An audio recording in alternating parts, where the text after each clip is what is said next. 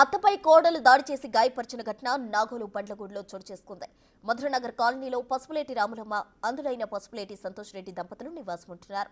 వీరి పెద్ద కుమారుడు వేణుగోపాల్ రెడ్డి, భార్య సంధ్యారాణిల నడుమ 5 ఏళ్లుగా గొడవలు జరుగుతుండటంతో వేరువేరుగా ఉంటున్నారు. ఆస్తి విషయంలో ఇరువురు కోర్టును ఆశ్రయించారు.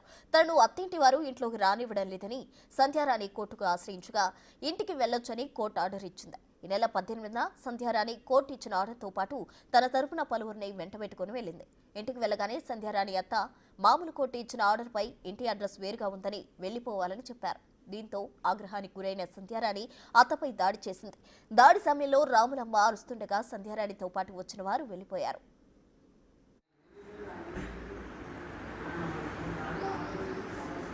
అది తిట్టింది డాడీని పోయిందా అది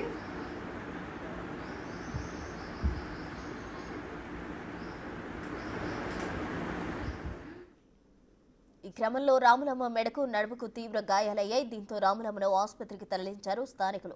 తన కోడలు హత్యాయత్నం చేసిందని నాగోల్ పిఎస్లో ఫిర్యాదు చేస్తే కోర్టులో ఉన్న విషయం నాగోల్ పోలీసులు పట్టించుకోవడం లేదని ఎల్బీనగర్ ఏసీపీ కృష్ణయ్యకు ఫిర్యాదు చేశారు కోడలు తరపువారు. అయితే అత్త రాములమ్మపై కోడలు దాడి చేసిన సీసీ ఫుటేజ్ ఏసీపీకి అందజేయగా కేసు నమోదు చేయాలని నాగోల్ పోలీసులను ఆదేశించారు ఏసీపీ కృష్ణయ్య.